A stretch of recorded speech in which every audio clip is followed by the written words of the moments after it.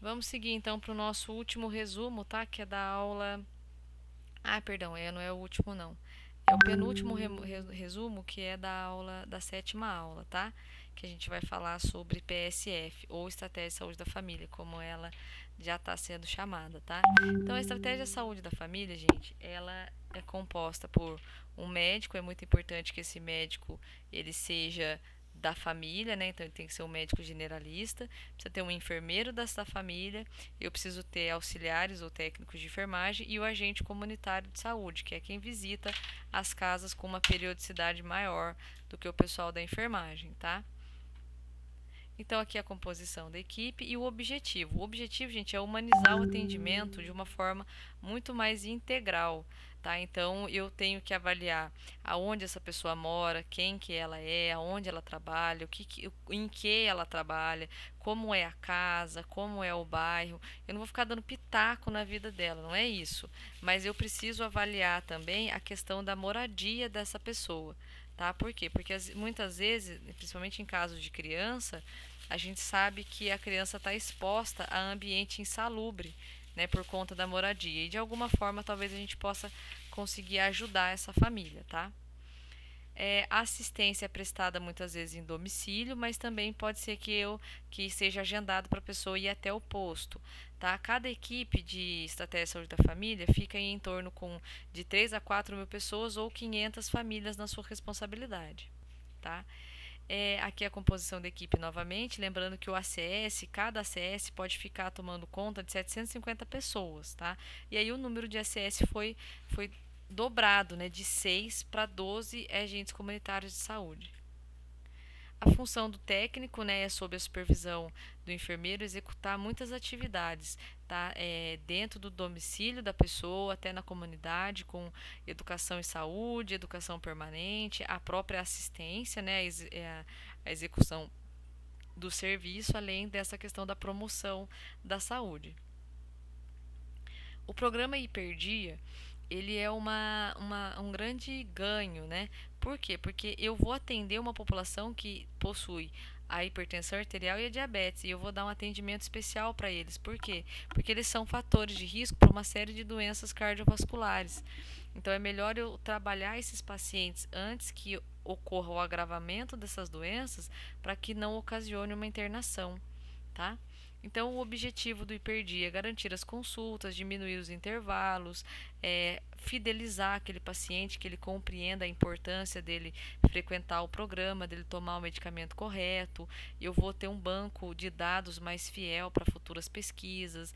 Eu vou colocar uma rotina de cuidados para essas pessoas. Eu vou ensiná-las a tomar o medicamento correto. Então, tem tudo isso como objetivo do Hiperdia, tá? Aqui tem os padrões. Então, por exemplo, só para vocês terem uma ideia, alguns exames que eu vou realizar.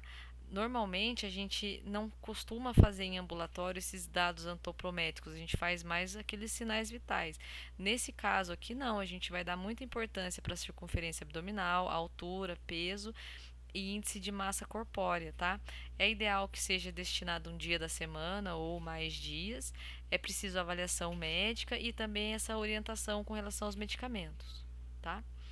A gente falou um pouquinho também da sala de vacinas, né? Então, o que significa? A sala de vacinas ela tem que ser adaptada, tá? E ela precisa responder e ela precisa ter uma série de pré-requisitos para que a sala de vacinas possa funcionar em determinado ambiente, ok? A equipe, né, que trabalha na sala são dois técnicos e um enfermeiro, e as funções básicas são limpeza, arrumação. Às vezes o funcionário fica, pô, mas eu vou ter que limpar, não sei o que, vai, tá ali, é sua obrigação, tá? Então, a questão da limpeza, arrumação dos imunobiológicos, conservação dos equipamentos em bom funcionamento, destino do lixo, tanto o lixo em si como os imunobiológicos, orientar e registrar toda a assistência, organizar os arquivos e avaliar as atividades envolvidas, tá?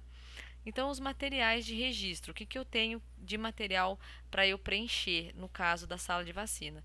Eu tenho o mapa da temperatura, eu tenho ficha de investigação de evento adverso, eu tenho manuais de todos os tipos de vacina, evento adverso, como funciona a rede de frio, eu tenho um quadro com esquemas básicos de vacinação, cartão para registro da vacina, ficha de controle, mapa diário de vacinação e boletim mensal, tá?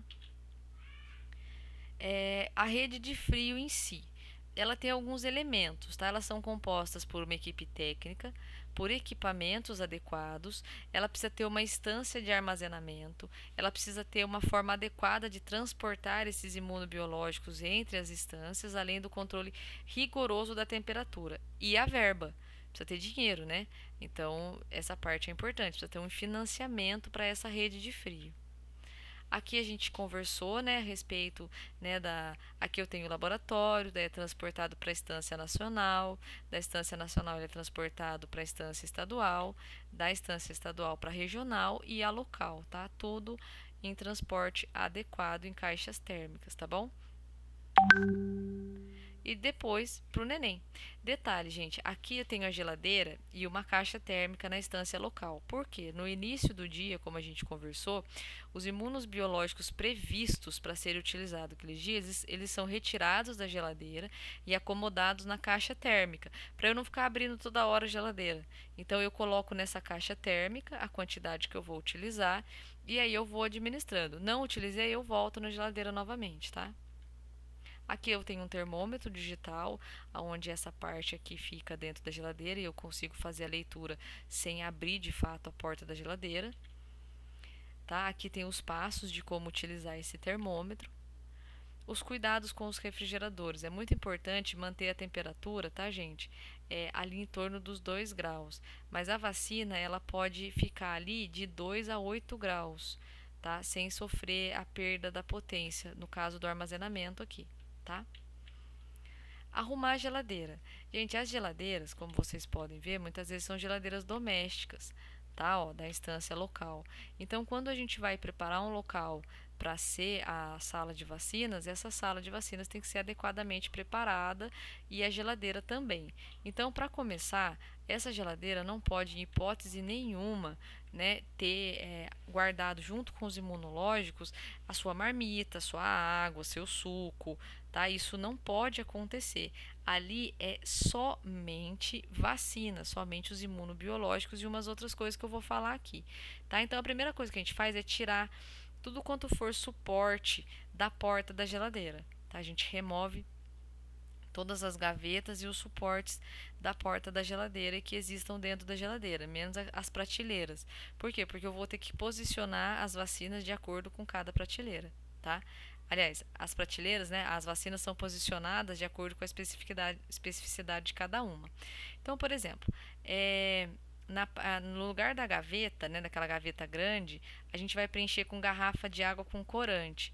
Tá? Essas garrafas de água elas ajudam a reter o frio dentro da geladeira, né, caso haja alguma oscilação de energia, por exemplo. E no congelador, a gente vai colocar gelo reciclável na posição vertical. A primeira prateleira é a que está mais próxima, né, do congelador, que é onde a gente tem a parte mais fria da geladeira. Então, essa parte eu vou colocar vacinas que podem ficar em temperaturas negativas, tá? Eu vou acomodá-las em bandejas sempre para permitir a circulação do ar. Depois, na segunda prateleira, eu vou colocar as vacinas que não podem sofrer pressões negativas, como esses exemplos aqui, ó, tá vendo? Também com bandeja perfurada ou na embalagem do próprio fabricante. Na segunda prateleira também eu vou colocar o termômetro. Nem todos os locais têm aquele termômetro que ele pode ficar do lado de fora. Às vezes o termômetro ele é interno. Então, se o meu termômetro for desse, eu vou pôr na segunda prateleira, tá? Na terceira eu vou colocar diluente, soro, caixa de vacina conservada, tá? Tudo entre 2 e 8 graus, tá bom? Sempre permitindo a circulação de ar entre as mesmas e as paredes da geladeira. O início do dia e o final do dia. Por que eu pus o final do dia primeiro? Porque é muito importante você encerrar muito bem o seu dia de serviço para não gerar transtornos início do dia anterior.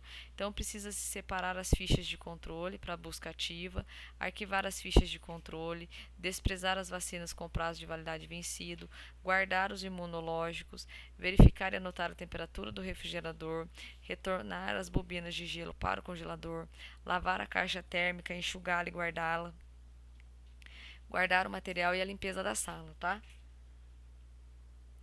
No início do dia, você vai fazer o quê? A limpeza do local. Ah, mas eu já limpei no dia anterior, não tem problema, vai limpar de novo, tá? Vai fazer a verificação da anotação da temperatura do refrigerador, verificar o prazo de validade das vacinas, retirar e arrumar nas caixas térmicas os imunobiológicos que vão ser utilizados naquele dia. Gente, em locais onde o fluxo de pessoas é muito intenso para a vacinação, pode ser que essa verificação do refrigerador seja padronizado para que seja feita em mais horários. Então aqui está no início e no final do dia.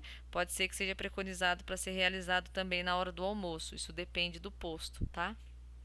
Aqui as referências bibliográficas para vocês estarem consultando, ok?